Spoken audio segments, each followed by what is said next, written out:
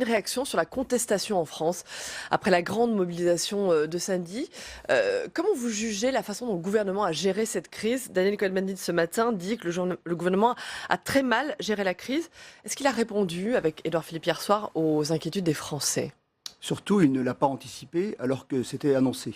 Si vous regardez ce qu'on avait fait l'année dernière ici au Sénat, dans l'article 9 de la loi de finances pour 2017-18, nous avions en quelque sorte annoncé que cette hausse des carburants qui était annoncée jusqu'en 2022, qui était totalement déconnectée de la courbe du baril, c'était quelque chose d'explosif. Je crois que le collègue Jean-François Husson, qui avait porté l'amendement de suppression l'année dernière de cette hausse de carburant, avait dit on verra arriver une nouvelle vague de bonnets rouges.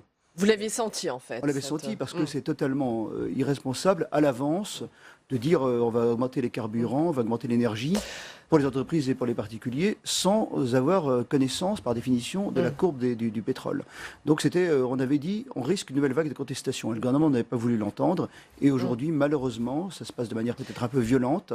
Ce qu'on voit c'est ce qui avait été annoncé et craint par le Sénat l'année dernière. Et de la même façon, quand Édouard Philippe vient hier soir, après cette grande mobilisation partout en France, et ne fait aucune annonce excepté dire j'entends la colère, là encore, c'est mal gérer une crise?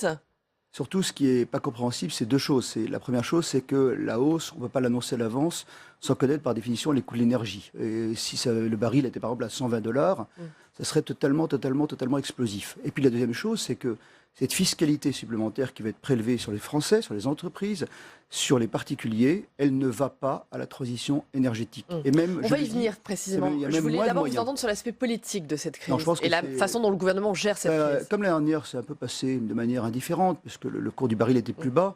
Comme on n'a pas entendu d'ailleurs ce qu'a dit le Sénat l'année dernière, qui avait annoncé malheureusement ce qui arrive aujourd'hui, eh bien le gouvernement aujourd'hui se trouve un peu dans une impasse. Elle ne sait pas comment sortir de cette crise.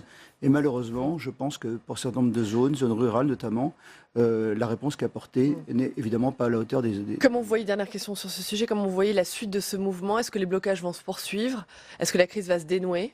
Elle se dénouera, je pense, s'il y a une réponse politique. Et il y a une occasion, c'est l'examen du budget au Sénat, où je crois que le gouvernement peut encore écouter notamment le Sénat. Visiblement, on ne se dirige pas vers ça. Quand Édouard Philippe vient et dit on garde le cap. Parce que je pense qu'il y a dans ces mouvements, il y a peut-être des gens qui ont des arrière-pensées, mais il y a aussi beaucoup de gens qui sont tout simplement désespérés. Lorsque vous faites 40-50 km par jour pour aller travailler, lorsque vous êtes chauffé en zone rurale au fioul domestique, c'est très gentil de vous dire vous allez changer votre mode de vie, mais quelles sont les alternatives? Et c'est ça le vrai sujet aujourd'hui.